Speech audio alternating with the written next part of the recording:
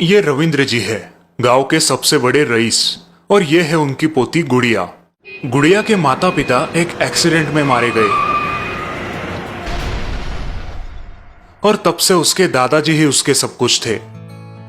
दादाजी, ये लीजिए आपकी दवाई।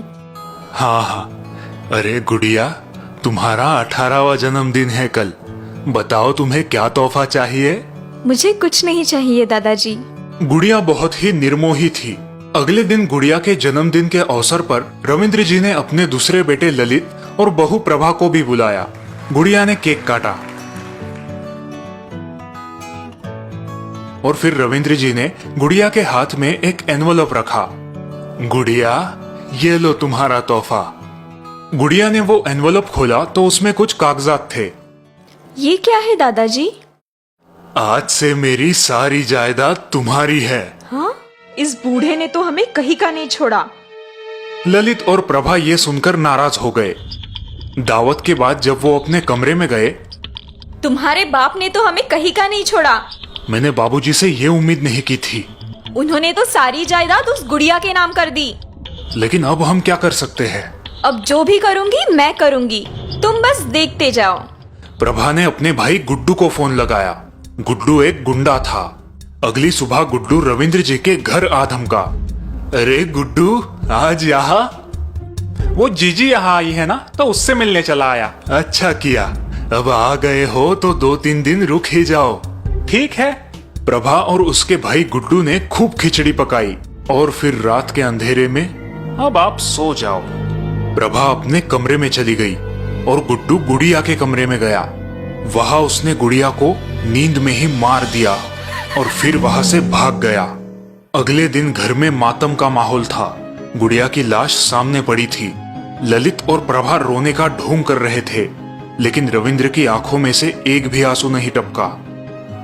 बाबूजी, मैं जानता हूं कि आप गुड़िया को बहुत चाहते थे, लेकिन अब होनी को कौन टाल सकता है? रविंद्र जी जरा भी भावुक नहीं थे। सारा क्रियाक्रम हो जाने के बाद प्रभा ने गुड्डू को कॉल लगाया। हेलो दीदी, अब तो आपके रास्ते का कांटा निकल गया ना? हाँ हाँ, अब सब ठीक है। अब सिर्फ वो बूढ़ा जायदाद हमारे नाम कर दे। कौन सा बूढ़ा? अरे मेरे ससुर। और कौन? तुम्हारे ससुर? दीदी भांग वांग पीली हो क्या? तबीयत खराब है क्या तुम्हारी? हैं? नहीं तो काहे? कल रात को गुड़िया के कमरे में जब मैं उसे मार रहा था तो तुम्हारे ससुर ने देख लिया। वो हमें रोक रहे थे, हमने उन्हें धक्का दिया और वो वही अलमारी से टकराकर मर गए। क्या?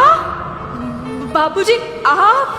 बहू, अरे ओ बहू, बाबूजी, बाबूजी। मेरी जायदाद चाहिए तुम्हें? ये लो। रविंद्र जी ने प्रभा से अपने और अपनी पोती के खून का बदला ले ही लिया।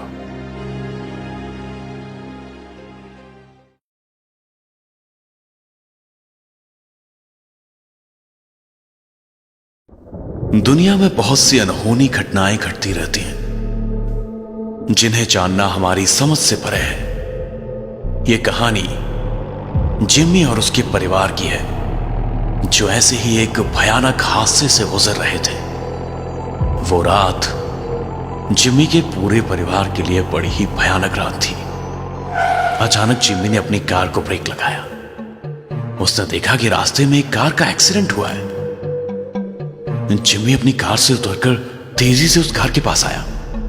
उसने देखा कि उस कार की ड्राइविंग सीट पर एक लड़की बेहोश पड़ी है। जिम्मी ने अपनी बीवी सोफिया से उस लड़की के बारे में बात की। सोफिया खुद एक डॉक्टर थी। उन दोनों ने उसे अपने घर ले जाने का फैसला किया और यही उनकी सबसे बड़ी गलती थी। सोफिया ने उस लड़की के जख्मों पर मलहम पट्टी की। रात काफी हो गई थी, इसीलिए वो अपने कमरे में सोने चली गई। रात के लगभग 2 बजे होंगे। अचानक बिस्तर पर लेटी उस लड़की ने अपनी आंखें खोली। उसकी आंखें बड़ी ही अजीब लग रही थी। यहां दूसरी तरफ जिमी को अपने कमरे में किसी की आहट महसूस हुई। उसे लगा मानो जैसे कोई उसका नाम लेके उसे पुकार रहा हो। जिमी, जिमी, मेरे पास आओ। जिमी किसी सम्मोहित व्यक्ति की तरह उस लड़की के पास आया। उस लड़की के चेहरे पर एक अजीब सी मुस्कुराहट थी। तभी सोफिया की भी नींद खुल गई। उसने जिम्मी को उस लड़के के पीछे पीछे जाते हुए देखा। सोफिया को यह बात बड़ी अजीब लगी। वो लड़की जिम्मी को बच्चों के बेडरूम में ले आई। बच्चे बड़ी गहरी नींद में सो रहे थे। वो लड़की उन बच्चों को घूर रही थी। लड़की ने अपनी उंगली का इशारा उन बच्चों की तरफ किया, मानो जैसे वो जिम्मी से कह रही हो कि इन्हें मार डालो, मार डालो, इन्हें मार डालो।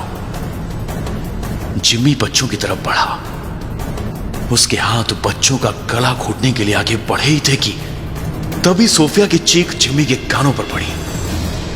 जिम्मी सहमकर सोफिया की तरफ देखने लगा। बच्चे भी अब नींद से जाग चुके थे।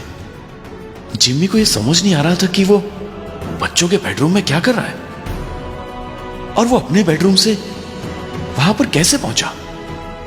उसने फिर से सोफिया की तरफ देखा। सोफिया का चेहरा सफेद पड़ चुका था।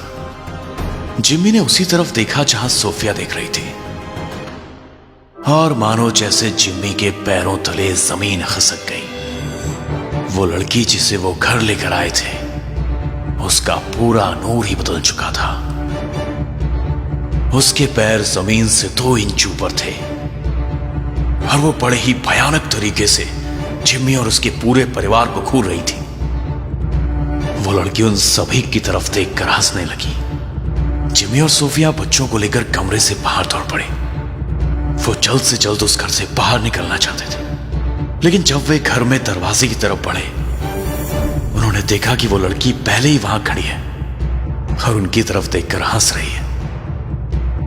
किसी को कुछ समझ में नहीं आ रहा था। क्या वो करें तो आखिर करें क्या?